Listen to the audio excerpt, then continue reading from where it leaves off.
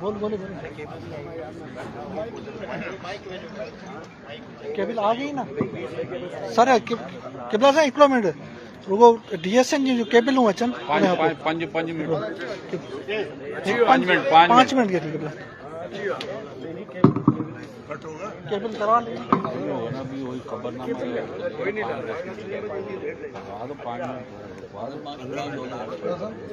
आप लोग लाइव ले रहे हैं?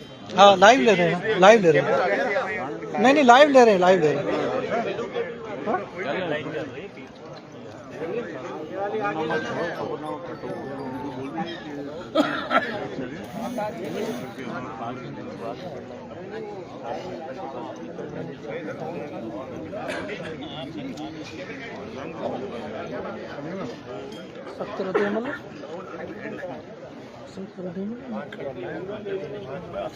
राय आई आपके साहब जो को दे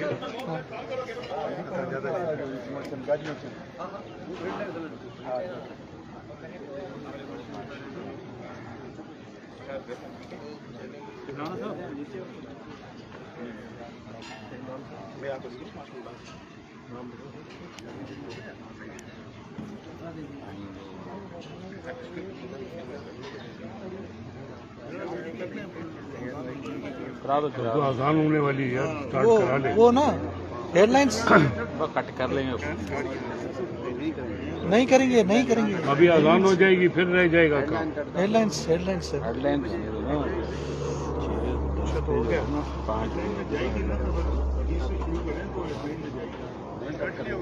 लाइव कट नहीं होगा 5 मिनट 5 मिनट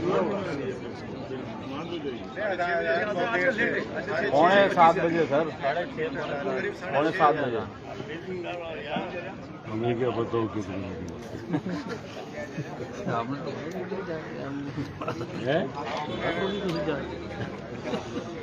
मैं कह रहा हूँ सन की पता कितने बजे होगी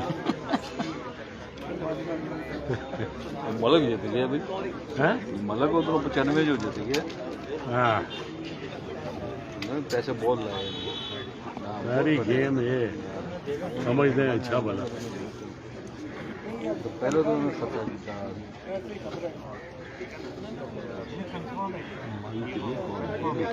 गलत नहीं कर रहे बहुत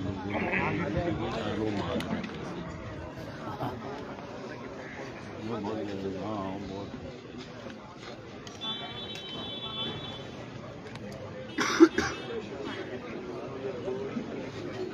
टिकर लिख दे टिकर लिख दे क्या लिखूं टिकर लिख दे आगे खड़ा मुझे नजर नहीं आएगा मैं वो लाइट चला रहा उसका ना उस वजह से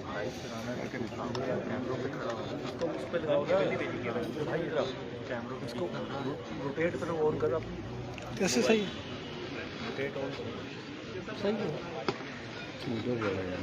किस पे ले जाओ जहाँ वो खड़ा ना नहीं सही है सही बन जाएगी सही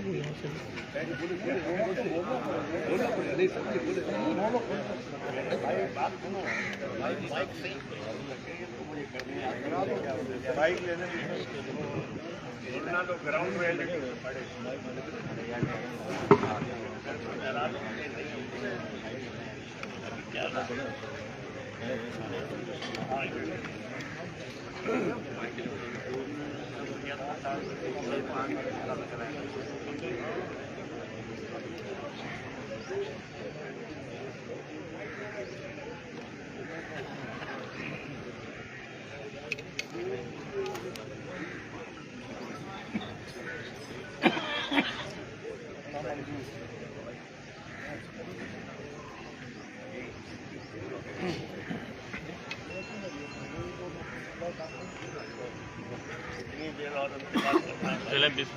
बस सर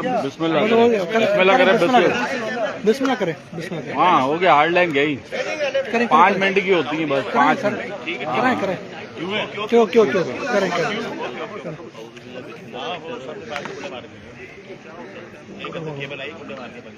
अस्सलामुअलैकुम भाई, आप लोगों को अच्छी तरह पता है, पहले तो मैं बहुत कम बोलता हूँ और दूसरा मुझे तकरीर करनी आती है। मैं ग्राउंड रियलिटी पे बात करता हूँ। ये जो इलेक्शन होगा,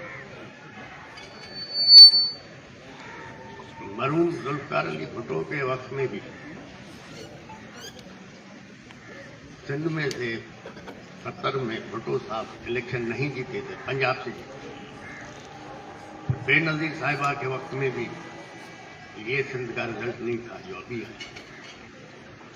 अभी बदतरीन 15 साल की करप्शन के बाद जो रिजल्ट है पूरा सिंध स्वीप भी है।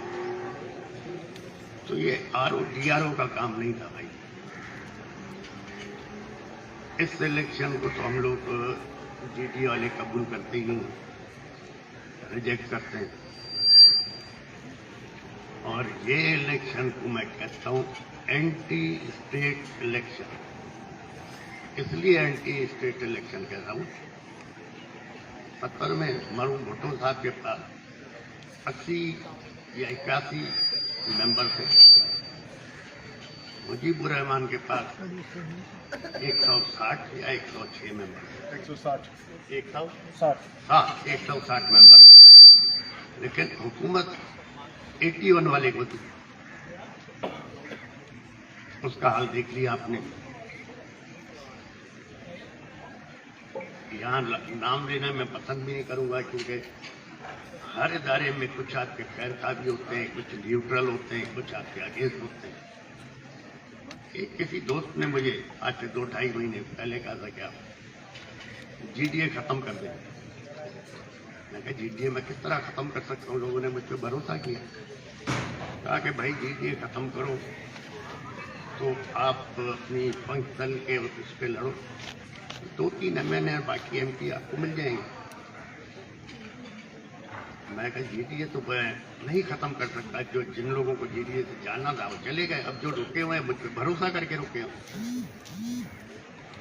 फिर थोड़े दिनों के बाद फिर आया कि भाई तुम मेरे दोस्त हो, तुम्हें एडवाइस कर रहे हैं, तुम GDA खत्म करो, जरदारी साहब के साथ अलायंस कर लो, अपनी सीटें निकाल लो, GDA को भूल जाओ। मैंने कहा यार बात सुनो, मेरी कमिटमेंट है, मैं ये धोखा नहीं दे सकता। कहा तो फिर सुन लो, GDA के सामने 0 लिखा। मैंने कहा अच्छा, बाकी पार्टियों के सामने? कहा कि MKM के सामने 15+ लिखा। मैंने कहा 15+ क्या मतलब? कहा कि भाई MKM का पीओस पार्टी से तो झगड़ा है नहीं, MKM का है PTI से झगड़ा, तो इसलिए MKM को 15+ लिखा हुआ है। आप लोगों को एक भी मैंने नहीं उठाओगे। मैंने कहा कोई बात नहीं, तो आप हारने के लिए तैयार हैं? मैंने कहा हाँ, इज्जत से हारने के लिए तैयार है। तो अब लोग कह रहे हैं RO ने ये किया, DRO ने ये किया। ये नहीं, इस तरह नहीं हुआ है। ये सब कुछ 3 महीने पहले ही डिसाइड हो गया था। कहाँ डिसाइड हुआ, कैसे हुआ? और ये एंटी स्टेट इलेक्शन हुआ है। जिन लोगों ने भी ये करवाया उनको सोचना चाहिए कि ये इलेक्शन एक गंद करवा दिया है, और ये इलेक्शन चलेगा कैसे आगे। और दूसरा, मैं इमरान खान ना मेरा रिश्तेदार है, ना उससे या मेरी दोस्ती है, लेकिन एक चीज मैं कहूँगा, ये जो नौजवानों ने हिम्मत की जो है इमरान खान का साथ थे, उसको मैं सलाम भी करना चाहता हूँ। और जो ये फैसला करने वाले उनको अंदाजा ही नहीं था इमरान खान के साथी इतने तादाद में इलेक्शन जीत जाएंगे। अब वो जीत तो गए, अब किस तरह बिकते हैं, किस तरह नहीं बिकते, वो अलग बात है। तो हम एंटी स्टेट लोग नहीं हैं। मेरा वालिद 1953-54 से GHQ के साथ रहा, और हमें भी ये कहा था कि भाई आप लोगों के साथ चलना है। तो अब जब फैसला हो ही गया था कि पूरा सिंध पीपल्स पार्टी को देना है, तो अब मुझे बताओ मैं फौज को कैसे नाराज करूं कि 2 सूबाई सीटें आ गई हैं मेरे पास, एक मेरा बेटा और एक हमारे सांगड़ से। तो अब ये सीटें भी अगर मैं रखता हूं तो फौज नाराज होगी, तो लिहाजा ये दोनों भी हमें छोड़नी पड़ेगी। इस पे भी जरदारी साहब के लोग आ जाए, क्योंकि फौज को नाराज करके तो हम चल नहीं सकते। बाकी हमारे दोस्तों ने कहा है पब्लिक का प्रेशर बहुत ज्यादा है कि हमें तहजीब के दायरे में रहते हुए, कानून को सामने रखते हुए एहतजाज करना है। हमें कानून के मुताबिक ये हमारा हक है। जिस मुल्क में आपको न इज्जत मिले न इंसाफ मिले तो लोग क्या करें, कानून हाथ में लेंगे। हम कानून हाथ में लेने ही नहीं चाहते। हम अपनी एक इज्जत से पब्लिक का जो उन पे प्रेशर है कि एहतजाज तो करो, तो इंशाल्लाह एहतजाज करेंगे। हमारे दोस्तों से मशवरे भी हो रहे हैं, आज भी हमारी मीटिंग और भी है। कब 1-2 दिन में करेंगे एहतजाज? हाँ, 1 मिनट बाकी आप बात करो यार, काम का मुझसे ज्यादा नहीं बात करो। बिस्मिल्लाहिर्रहमानिर्रहीम।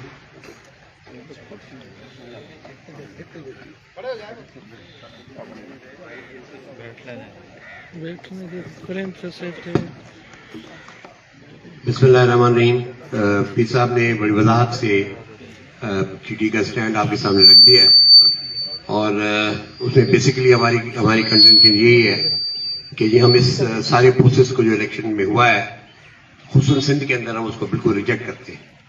जीडीए की तमाम दोस्तों की जो आज मुलाकात हुई है, इस पे तमाम जितने भी पार्टी हेड्स हैं और हमारे जो इंडिविजुअल दोस्त हैं जो जीडीए के साथ हैं, उन्होंने पीर साहब की क़यादत पे एतबार भी किया है और पीर साहब को हमने खराज अकीदत भी पेश किया है कि जी ये वाहिद अलायंस है जो 2018 के बाद कंटिन्यू किया और हम लोगों ने दोस्तों ने एक दूसरे का साथ दिया और पीर साहब की क़यादत में जो है हमने ये फैसला कर लिया है कि जी हम इस इलेक्शन को रिजेक्ट करते हैं और हम इसके खिलाफ एहतजाज करेंगे। उसमें काफी चीजों पे हमारी बहस हुई है, यहाँ पे पूरी सब दोस्तों ने यहाँ पे अपनी अपनी बात की है, लेकिन इस वक्त हमारा फैसला ये है कि 16 तारीख जुमे को 11 बजे तमाम सिंध के अवाम से अपील कर रहे हैं हम लोग कि वो जमा हो हैदराबाद बाईपास के ऊपर और वहां जमा होके और अपना एहतजाज रिकॉर्ड कराएं। और मुझे यकीन है कि पूरी सिंध से लोग लाखों की तादाद में उसमें आएंगे और उससे धरने से पीर साहब खुद खिताब करेंगे। उसके बाद हमारा प्रोग्राम यह है कि हम उस जो एहतजाज है उसको हम आगे बढ़ाएंगे और हम मुख्तलिफ पॉइंट्स देंगे जहां पे हम जो है ना रोड ब्लॉक्स भी करेंगे, हम वहां प्रोटेस्ट डेमोन्स्ट्रेशन भी करेंगे मुख्तलिफ शहरों के अंदर। वो उसके बाद हमारा नेक्स्ट प्रोग्राम है। ये प्रोग्राम हम लेकर चल रहे हैं एहतजाज का और हम इस एहतजाज के प्रोग्राम को लेकर जाएंगे जिस दिन असेंबली का इजलास होगा। जिस दिन असेंबली का इजलास होगा उस दिन यहाँ कराची के अंदर लाखों लोग डेमोन्स्ट्रेट करेंगे इस जाली असेंबली के खिलाफ। हम इस असेंबली को कबूल नहीं करते और हमारा ये फैसला है कि सरे दस्त आगे जाके हम इसको मजीद फैसले में भी तब्दील कर सकते हैं, लेकिन ये कि हमारा सरे दस्त फैसला ये कि हमारे दोनों एमपीए जो हैं जो 2 इलेक्ट करके हुए वो खैरात देने की जो कोशिश की गई हम उसको भी रिजेक्ट करते हैं और जो 2 हमारे एमपीए हैं राजड़ साहब और साई राशिद साहब वो अभी ओथ नहीं उठाएंगे और उस दिन जिस दिन असेंबली का इजलास होगा उस दिन लाखों की तादाद में लोग पूरे सिंध से आके असेंबली के उस इजलास के खिलाफ एहतजाज करेंगे और इंशाल्लाह हमारी कोशिश होगी कि यह असेंबली ना चल सके और ये एमपीए ओथ ना उठा सके। ये हमारा प्रोग्राम है। उस वक्त दरमियान में हमारी कोशिश ये होगी कि जितनी भी दीगर जमातें हैं जो कि इस इलेक्शन के खिलाफ एहतजाज कर रही हैं उनके साथ हमारे रवाबित ऑलरेडी मौजूद हैं।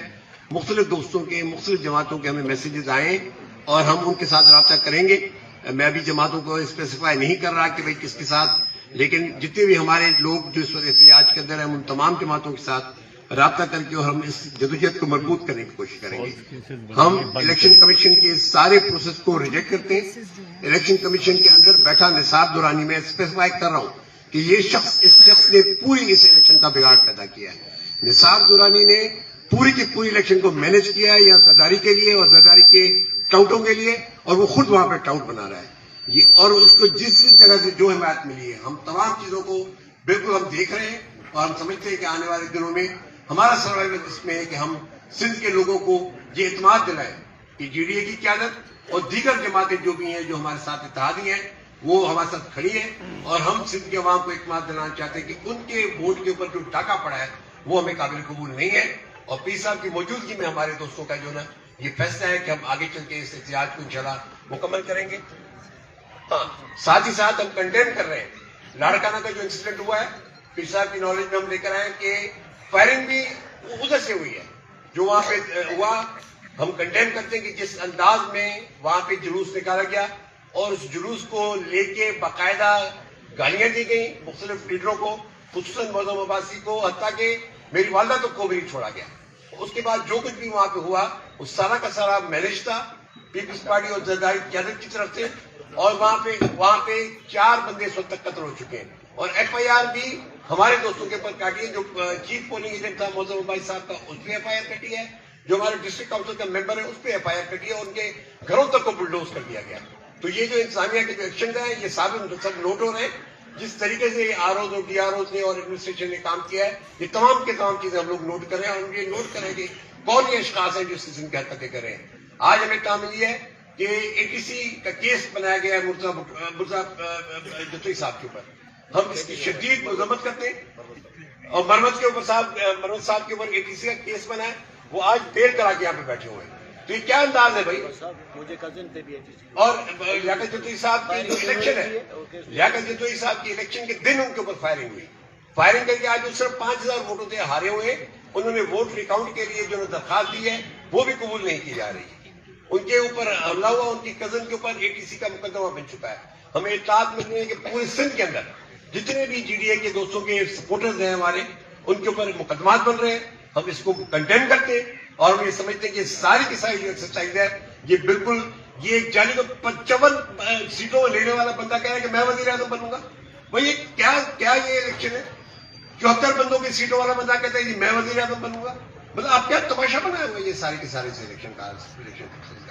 मैं आपको ये यकीन दिलाता हूँ कि पीर साहब यहाँ बैठे हैं, हम तमाम दोस्त मुर्जा खान जतोई साहब, जहर शाह साहब, फलीजो साहब, अरबाब साहब, मरवत साहब, सही गौसरी शाह बुजुर्ग हैं हमारे, हम तमाम सही सदुद्दीन शाह साहब, अबर फहमीदा, डॉक्टर जुल्फकार मिर्जा, तमाम दोस्तों का ये फैसला है कि हम पीर साहब की क़यादत में GDA को लेकर आगे चलेंगे और सिंध के अवाम के ऊपर जो हुकूक के ऊपर जो डाका डाला गया ये हमें काबिल कबूल नहीं है और इंशाअल्लाह ताला मुकम्मल एहतियाज होगा और हम इस जाली असेंबली को ओत उठाने की इजाजत नहीं दी।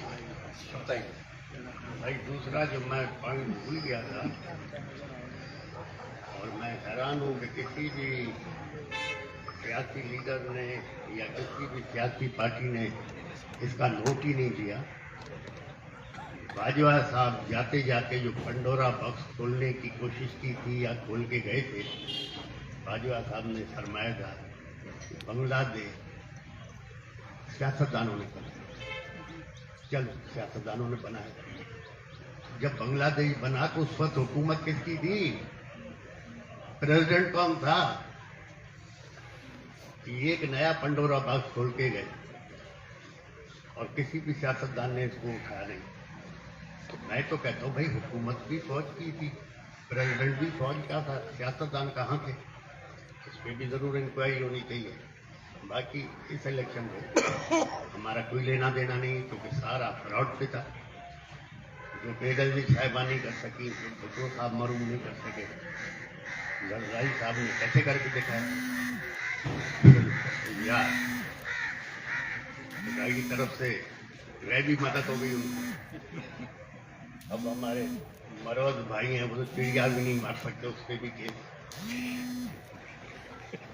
जतोई पे, लियाकत जतोई पे फायरिंग भी इन पे केस। पिछले इलेक्शन में मेरे बेटे मर्डर का केस था जो अभी तक चल रहा है, वो खत्म नहीं हुआ। अब नए केस बन जाएंगे, उसके लिए भी हमें तैयार है। खुदा अच्छा करेगा। बाकी है कि हमारे लोग बैठे मजीद फैसला करेंगे, लेकिन इंशाअल्लाह कानून के मुताबिक इज्जत के दायरे में रह के जो भी हम करेंगे।